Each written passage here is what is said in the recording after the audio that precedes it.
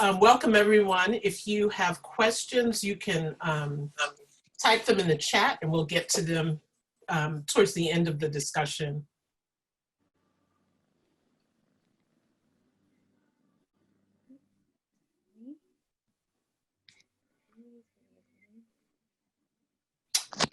Oh, All right, I'm queuing it up.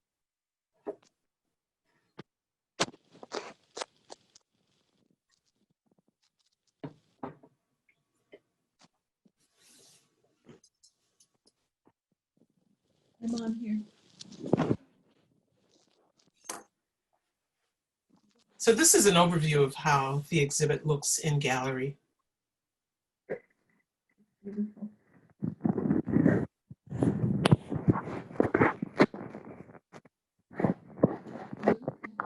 It went up this week and it'll be on through November, is it 4th? Yes.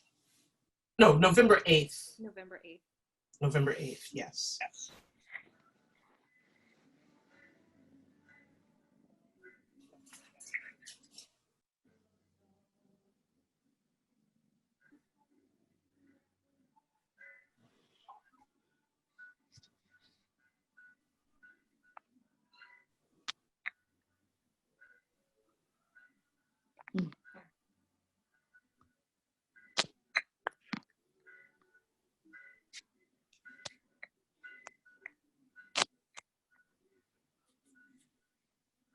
I'm going to ask everyone except for Steve to mute, please. Okay. So we're going to begin. Welcome, Steve. Thank you. I'll jump right in. I want to start with a quote of yours. You say, "Painting for me is an exploration of color and nature and a journey through emotions. I'm fascinated by the sense of sight, visual perception, as well as the physics of light and how the visual magnetic spectrum moves through the atmosphere." So would you tell us about how you observe nature? When I go out to paint, my process is two steps. One, I do the studies on the small paintings, and then I bring them back to my studio. So when I'm out in nature, I'm painting on those small flashing studies. And one of the first things I do is I make a mental note of the time of year, the time of day, and sometimes I'll make a 360-degree turn just to observe how the light's hitting the landscape. And that gives me a mental image of how the physics of light is working through the atmosphere, maybe off of water. And that's what I start working with my paintings on location. And then in the studio, it's a different process. And then I'm trying to work I'm trying to pay attention to the physiology of light perception and the juxtaposition of colors. So then you're working with your eye perception and simultaneous color contrast. So that becomes a different exploration. So it's kind of a two-step process for me.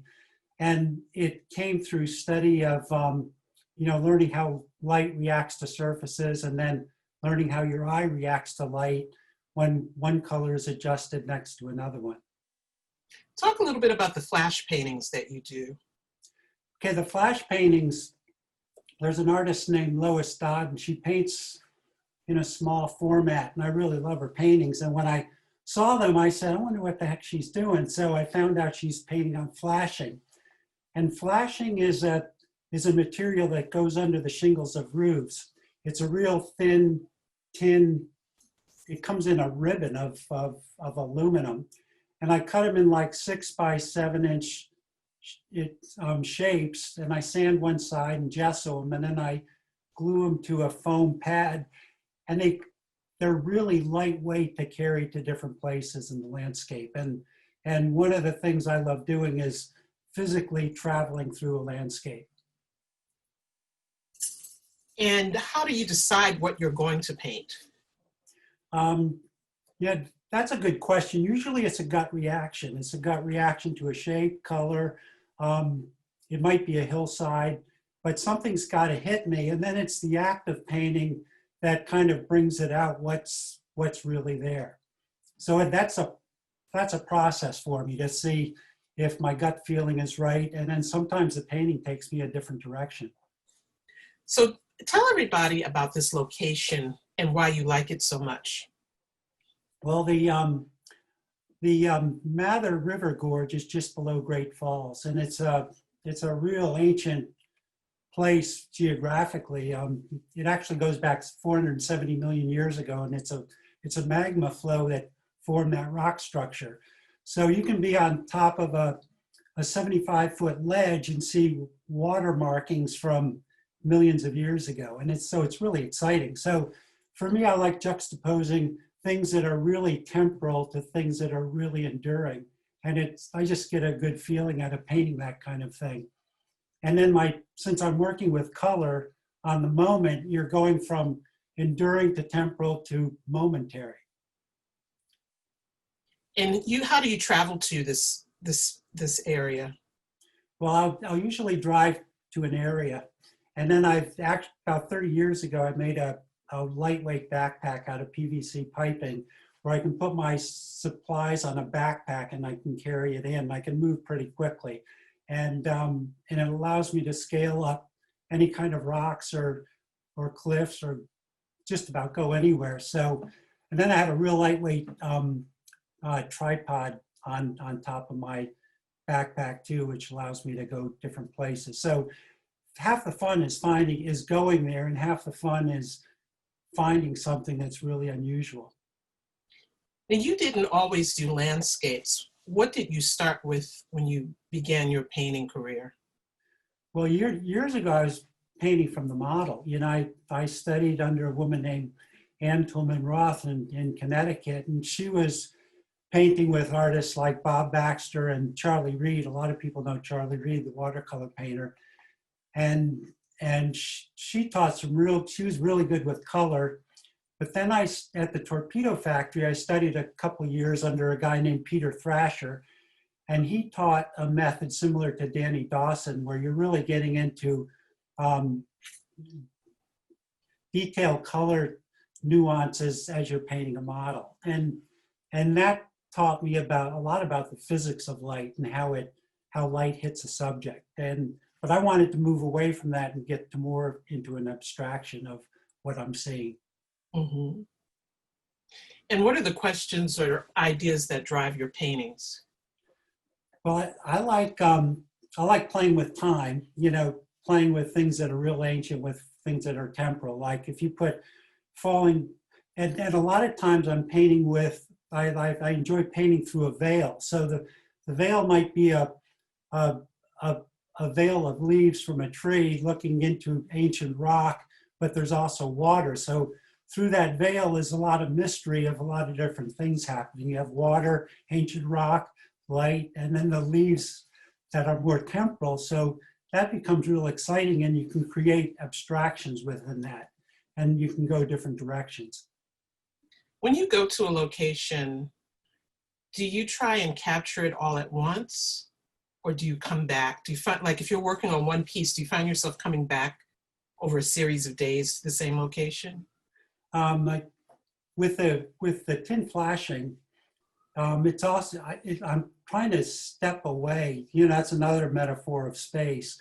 I'm trying to step away from the moment that I'm there to create a work of art, which involves design and composition. So if I'm on a tin flashing, I'll try to get as far as I can there, but then when I'm away from the place and in my studio, I look at the tin flashing, and then I'm trying to change it up to create a better composition, a piece of artwork. And I might even do things that aren't even in what I'm looking at, but it makes it a better composition from what I'm seeing. And the funny thing is, I'll take those flashings and then blow it up into the big work.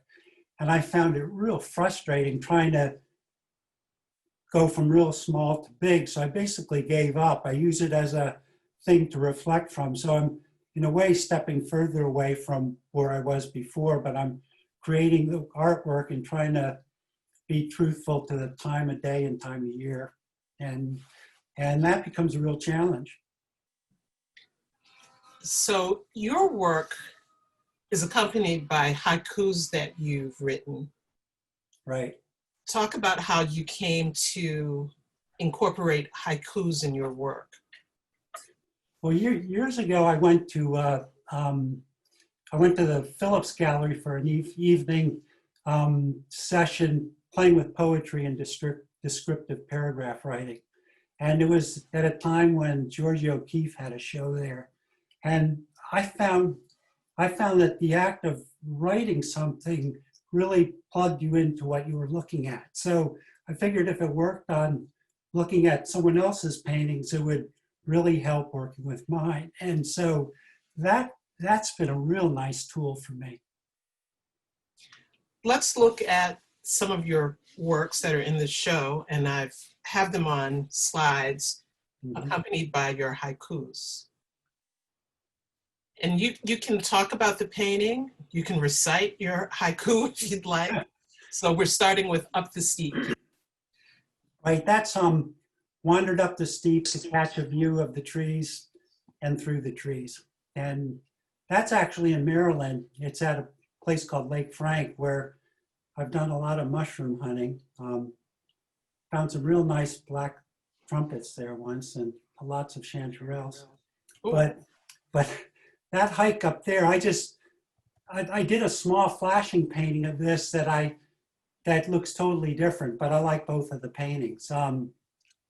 And that was a nice walk up the hill, and then I just like looking over that first layer of trees, but then there were trees above, and I always like looking into something in the distance too. But I thought that was a special place, and that's what that haiku means to me, and it can probably mean different things to other people. So in this one, the trees we see that are closer in view, would that kind of be the veil that you look through to capture these other? Yeah, there's two veils there. There's the one up above because there's some tall trees that I'm standing in, but Okay. I'm looking down a real steep incline to where there's water. So I'm looking under the trees that are down below, and some of those are bushes too. So it's trying to catch the rhythm, and then the background water starts working into the trees in the foreground at different places, and so to me it works like a little bit of a push-pull with the picture plane, and which I find exciting. Rather than playing with perspective, you work with a push-pull where things move back and forth from something in the distance can lock me into something into the foreground. I was wondering for this one, what time of day is this? That was summer. That was a summer day. Okay.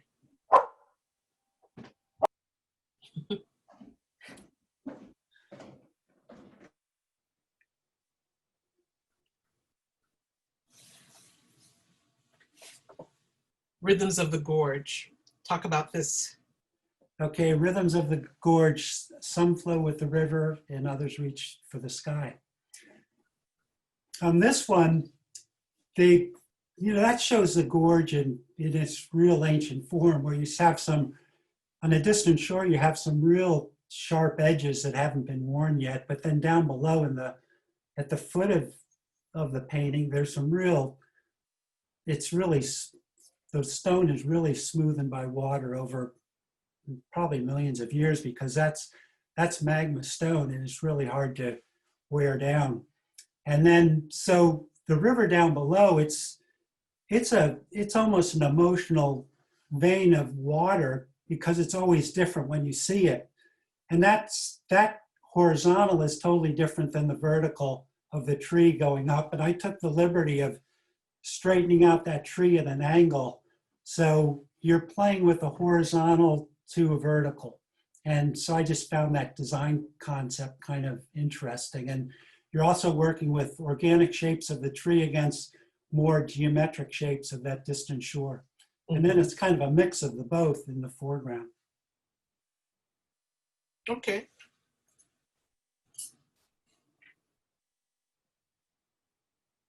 Finding self. This is finding self. You find yourself or you lose yourself around the bend behind a rock. This is one of my favorite places that I found on the Virginia side. You go into Great Falls and you start walking down the side of the gorge, and there's a little inlet. You don't even know if you're allowed to go down, and it's pretty steep. But from the Maryland side, I've often observed people climbing the cliffs on the Virginia side, and the trail that leads you down this kind of rocky cliff gets you to the shore of the gorge, and the rock you're looking at is totally smooth and rounded. There's almost no hard edges. And that was a real fun find. Half the fun of this painting, and I did a small flashing painting of that, but half the fun of that was just finding the place. So, and then on the top peak where it's up in the upper right corner, I've painted from up there a lot of times, and that's a totally different view. Like the preceding painting was painted up someplace beyond the upper right corner there. Mm-hmm. So they're two different places, but that's the kind of magic you can find there. There's totally different things happening at different places along the gorge. Do you go out early in the morning? I like going out early in the morning because, you know, if you're looking at light is the shadows are gonna be bluer in the morning because you're not gonna have as much reflecting light going into the shadows. It's gonna be a bluer light. And that gets back to the physics of light, where blue is a shorter wave. And so when you're early morning, there's going to be more blue light moving around the atmosphere. Mm-hmm. Okay. And this is young Sycamore. As the sun went down, young Sycamore carried me across the river. This is right by Angler's Inn, and that's a wonderful spot there. Years ago, I used to take my canoe up through that inlet there and paint from around that corner. But one of the things I get a kick out of this painting is if you walked a half a mile backwards, you'd go into an old forest with oak trees, beech trees, and oak trees, beech trees, and tulip poplars. But the sycamore trees you'll find at the edge of the river, and sometimes you'll find them even in the middle of the river. So Oh, wow. the sycamore tree is something that I really get a kick out of just observing, because I can't believe they're growing where they're growing. Why not? Why can't you believe they're growing where they're growing? Well, because when you get a flood, if you have 4 or 5 days of heavy rain, Mm-hmm. those sycamore trees are underwater. And if you go downriver, there are some sycamore trees they're like 2 feet thick, but they're growing horizontally, you know, because of the force of the river. Wow. So it's just unbelievable to see that.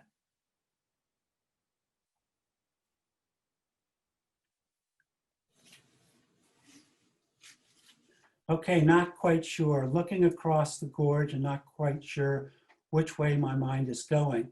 That's kind of the way this painting developed, because it was almost like a playground of throwing paint on the canvas and then imagining what I'm looking at across the other side. And so this was a real playful painting of just experimenting with, you know, things I've seen, you know, at the gorge, you know, and just a lot of suggestion. And it probably doesn't represent, it does represent one area, but I took a lot of liberty to move things different way. And I think your eye moves a lot of different places, although there's a lot of horizontals, and then there's a vertical right at about, you know, a little over halfway, which creates a tension vertically down the painting.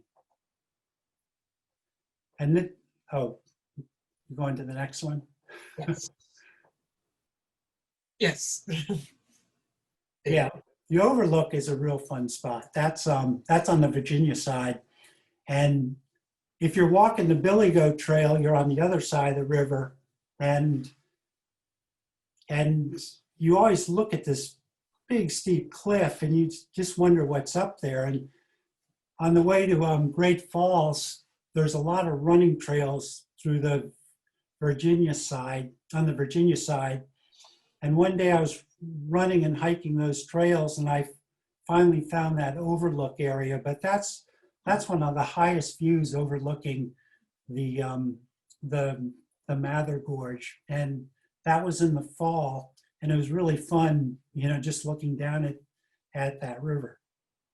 But this painting was a struggle because I really played with kind of bringing that yellow into the river and trying to create a tension from side to side, and I wanted to create a feeling of looking down and looking out. So the haiku did direct the direction of that painting. And the yellow we see, is it a reflection from? Yeah, I played with the reflection, moving it out. So it's a shape, but the shape becomes two things. It's part tree and part water. Mm-hmm. And I like kind of splitting things up like that, and it to me, it's more of an abstraction of what happens. So in this particular instance, the haiku came first. Yeah, this one came first, and it kept pushing things different directions. Okay. I want to ask you a few more questions, and then I want to talk about some of the things you work with.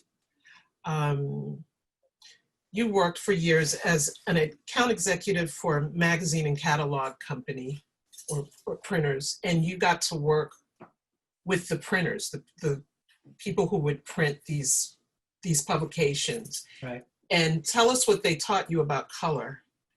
Well, the pressmen were a lot of fun. When you're on a big press, and it's like an airplane, it's really big and loud, and the rolls of paper just flying through the four printing units, and your printing units are four colors. You have cyan, which is blue, magenta, which is red, a yellow, and then a black. And you're trying to create these rosettes of color that are like perfect circles of color combinations to create the color on a magazine page. And you'd have your clients there, and they'd want to match the color perfectly, and you'd be adjusting colors really subtly, but the pressmen they really had a touch with the color. And they would, like you would say, I think it needs more red, and you'd say, no, you need to back down on the yellow. And that's basically how simultaneous color contrast works with your eyes. Sometimes you don't want to bump up one color, you want to reduce the other color to get the colors right. And so it was a sensitivity of these a lot of these guys are big, tough guys, and they're moving big rolls of paper, and it's a tough job, but they had a real good sense of color and how to adjust color on a press. And that was fun to see. How do you describe your palette? Your palette is vibrant and bright. Yeah, mine's pretty wide open. So when I'm painting, I'm playing with what Peter Thrasher was working with a long time ago, and that's a lot of different colors in each color hue. So I'm working with a couple reds, like cadmium red, permanent rose, alizarin crimson, and a number of blues like cerulean, phthalo blue, ultramarine blue, and then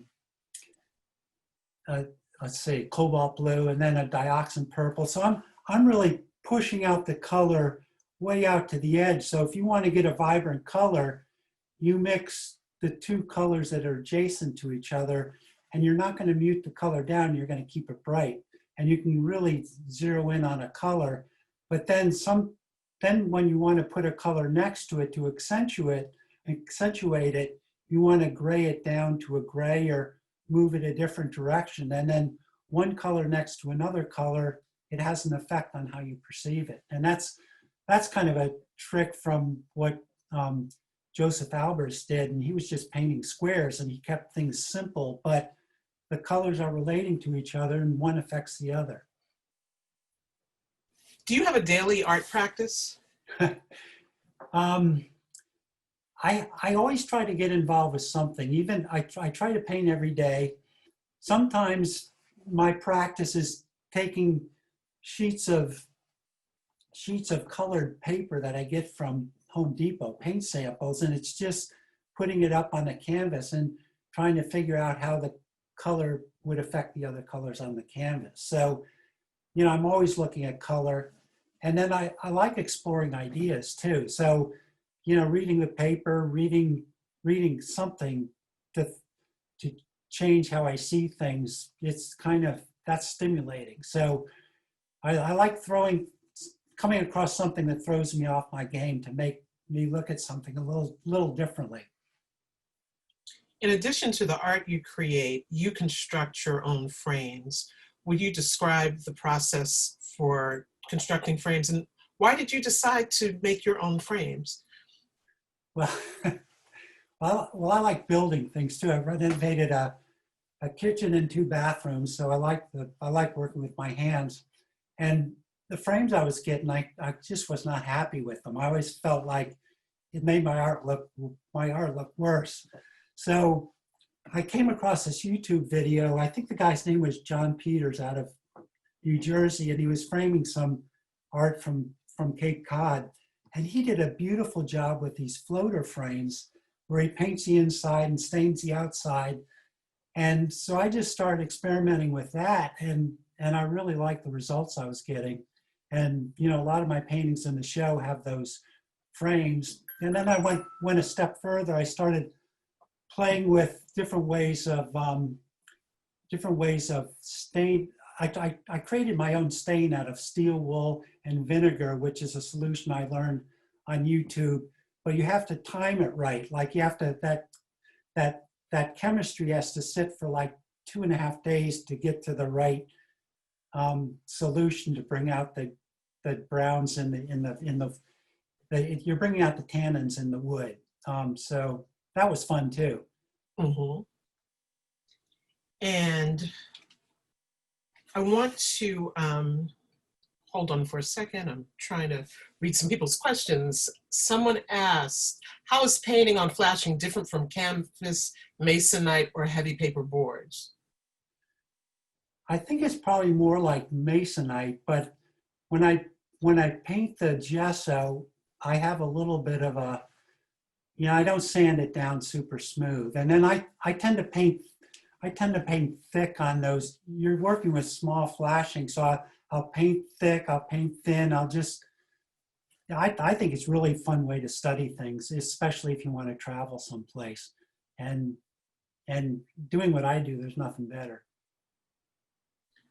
Aside from Peter Thrasher and Danny Dawson, who have been some of the other instructors at the Art League who you've studied with? Bev Ryan and Marcia Steger, they started moving me into abstract ideas. And the thing I like about their classes is they're both very good instructors, but they both have students in their class that are really good painters. And they have a lot of, they just have a lot of experience. So, you know, I would get good information from the instructors, but I was always getting equally good information from a lot of the students in the class too. What has this period of quarantine been like for you? You tend to work alone anyway, and in remote places. I work alone. Pretty much work alone anyway. I think it's just being aware of just being aware of what we're going through. That's tough, but my life hasn't changed that much. And as a matter of fact, I mentioned to you that that as an artist, you're by yourself all day. And so I need an outlet. I need a social outlet. So my social outlet is playing tennis. And the guys I play tennis with, they've been playing all through the coronavirus.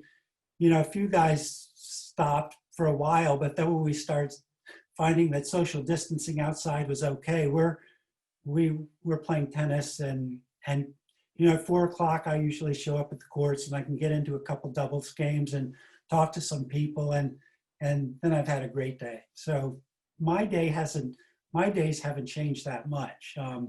But I see a lot of suffering in America, and I think it's tough. And, talk about spaces between, we're all social distancing, and it's hard to travel anywhere. Right. Have you ever found that the sketches are more successful than the studio work, or vice versa? Yeah, they're different. The sketches can be more free. I've had I feel like I've had equal success with both, but it's a different. You have to know what you're coming into. I started working larger about 3 or 4 years ago, and it's more of a challenge working bigger. Sometimes I have to just let it. I've got a big painting in my garage, and it's just sitting there, and I like where it is, but it's got to go somewhere else, and I'm trying to figure it out. And so I'll just look at it and say, I don't know what I'm going to do with you, but we'll see. The works in the show are, what are the dimensions of the smallest works and then the largest works?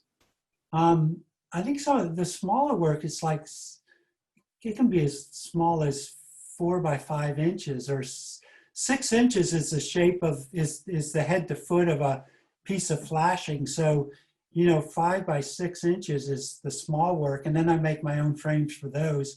And then the big works can be, 48 inches by 40, something like that. They're bigger. And I forget what Young Sycamore is, but that's a pretty big painting.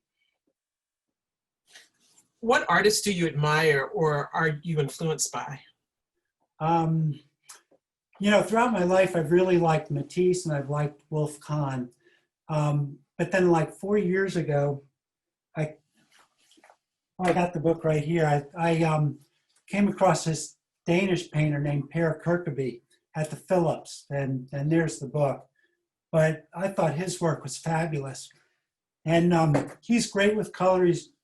He's great with different textures of paint.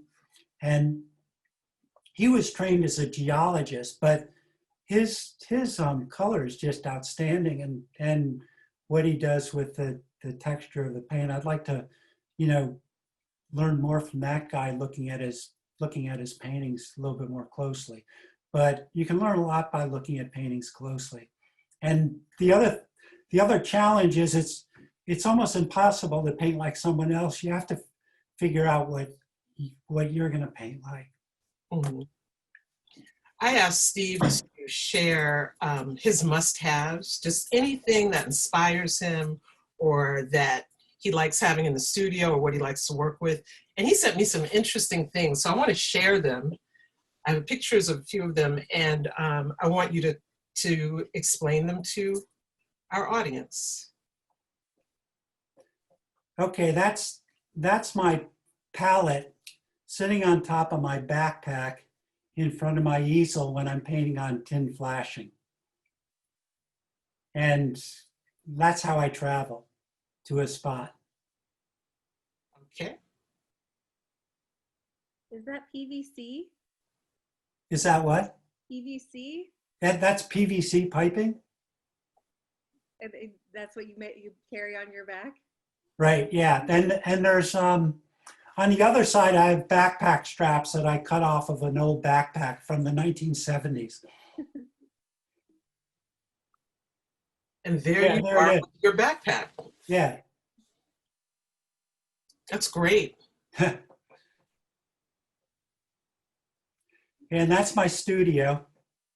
Talk about where your studio is in your house or at your... Well, actually, I paint in the garage, and I paint there, and I'll paint in the basement, but I only use acrylic paint in the basement, and just do some studies. And I've always had trouble mixing paints with acrylic. They never mix the way I think they're going to mix. But this is the place I like to paint most. It's an old greenhouse, and I painted the ceiling to keep the sun from coming in. And it can get hot in the summer, it can get cold in the winter. And when the sun goes down, the light's changing pretty quickly. But I find all those things to be kind of interesting when working with a painting. And the easel you see this painting on, it just leans against the wall. And I screwed in a back tarp to protect the brick from the paint. And I made the easel and with a splash pan down below in case I'm painting with really, liquidy paint. But that's where I paint in the spring, summer, and fall. Okay. And then on the lower right, I found a person throwing out window panes, and I painted the bottom. And I have a bunch of window panes, and I mix paints in those window panes. And it's a nice place to. I like mixing paint on glass, and I like mixing paint with a white background to read the color. You do a lot of upcycling. A lot of what? Upcycling. Yeah. Right. Yeah, these are paint samples I get from Home Depot, along with some, painter's tape. And when I'm working with paintings, I'm trying to find a color that's going to work in a spot. I'm cutting out shapes and putting them on the canvas. And with simultaneous color contrast of your eye and eye perception, when you put these colors on the canvas, not only do they change the color next to it, but if you put a big block up there, it's going to change every piece of color on the whole canvas. So that's how I experiment with color. And then if I find a color that I like, I'll mix it up and I'll try to put it in place. But sometimes as hard as I try to mix a color, let's say I'm going for a big place, it's not quite right. And then I have to paint wet into wet to get it to be right. So that's the challenge. Okay. And that's a piece of tile on a piece of, probably a piece of foam from a fish, but I have that over my sardine tin where I mix my medium. And that purple thing in the background is a flat piece of it's insulation board for your house, but it's sturdy enough to put behind a canvas that's stretched, so you can pull a scraper of paint and go flat to flat on a canvas. So sometimes I'll put that behind the canvas and then take a blade of a palette knife or a scraper and I'll just scrape paint down the canvas. So I'm trying to figure out a way to keep the canvas flat while I scrape the paint, and that's worked out. And that's your sardine can. Yeah, that's my sardine can. And I play with, I use Gamsol and then oil, and then I mix a little beeswax in there because I like a more of a matted look to the paint. Now, that's interesting. How did you come to add beeswax? Well, years ago, one of the first people I took lessons from, Ann Toulon Roth, at the very end, I was probably in my late 20s, and I said, "So what are you getting to get that matte kind of look to it?" And she just kind of off the cuff said, "Well, I'm putting a little beeswax in there." So I buy that. I don't get it from my beehives, but I buy that, and then I mix it in a little bit, and you get a little bit more of a matte finish. And Steve has beehives because he's also a beekeeper. So someone asked, where do you see your art going next? Oh boy, that's a good question. I kind of like, it's hard to go totally different direction. But I'm thinking of, continuing working from small to big, but then I'm going to try to push the transition. I'd like to push it more to abstraction and more big color relationships and kind of experiment with it. And it'd be fun to try a different location in the country to, you know, to get familiar with the landscape or and vegetation. But there's some wonderful places in the country where the light is just unbelievable. Like, you know, whenever I go to New Mexico, there's nothing like it. Or if I go out to Cape Cod, or Maine, the light is totally different. Or there's a place called Monhegan Island that's it's like a different place. So you're getting a whole different light experience and a different palette experience. So that'd be fun to do too. And I think I'm at the point where I could probably take off for 2 months and see what I could come up with. And if I work quickly and then do bigger paintings here. Have you ever ventured into other media such as collage, print making, or sculpture? I've done collage. I love collage because that's what got me into playing with the paint against the canvas. The printmaking, I've played with that, but I don't have access to a press. I've done some mono prints, but the thing I've done with watercolor that I've enjoyed is I've found it somewhat. I actually created a press that I use my car to create the press, and I'll paint on plywood, and then I created this press where I'll wet the watercolor paper, and then I'll put a blanket over, and I'll drive my car over the press to press the watercolor from the plywood onto the watercolor paper, and then I'll paint into that. And I got some paintings that I really was happy with, you know. So it's a different mechanical approach, but you know, I've got it all set up to continue experimenting with that. Steve, how did you come to think to do that? Well, I was actually in Colorado and I saw an artist that had painted with watercolor on plywood, and I really liked the results this guy got. He was a Black artist from Harlem and a real great artist. I wish I remembered his name right now, but I go, what the heck is that guy doing? And I looked at it, and that's exactly what he was doing because I started Google searching it. But he used a real press, and I didn't have access to a press, so I figured I'll try to make my own.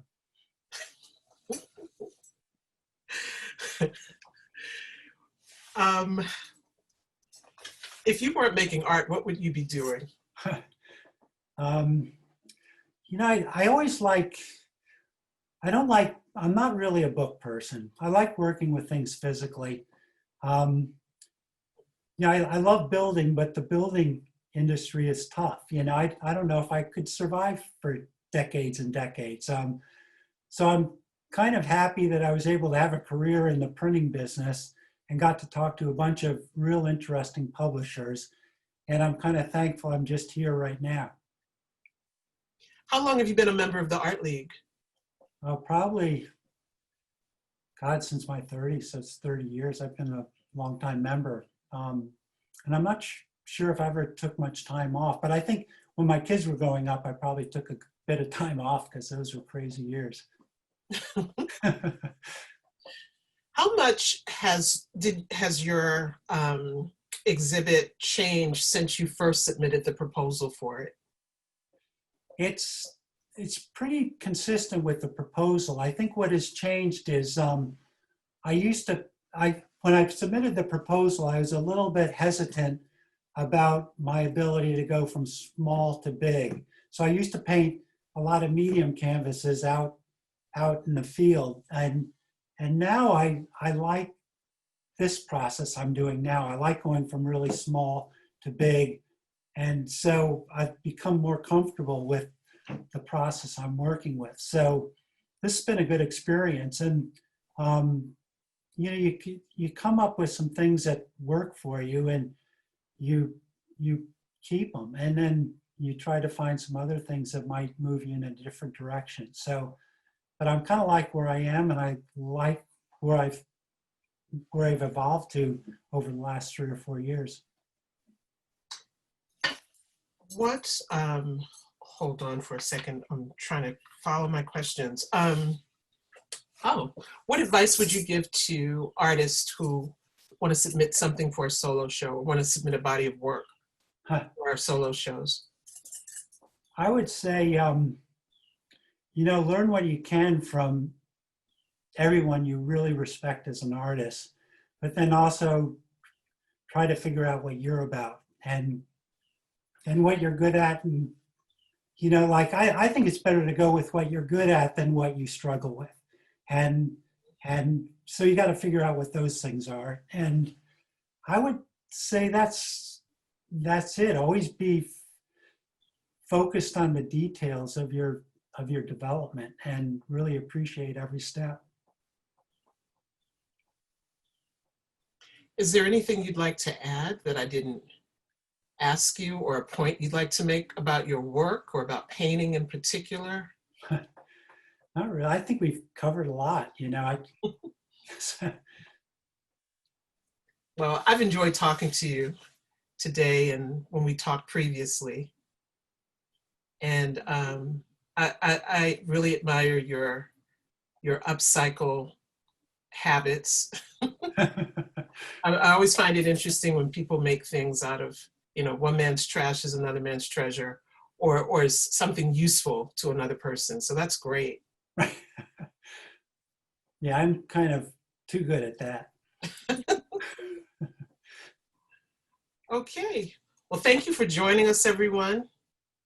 And come in to see Steve's exhibit. And we also have an exhibit by Rosa Leff, and we have our October 2020 open exhibit. So all of those will be up until November 8th. Have a good weekend, and I'll see you next time.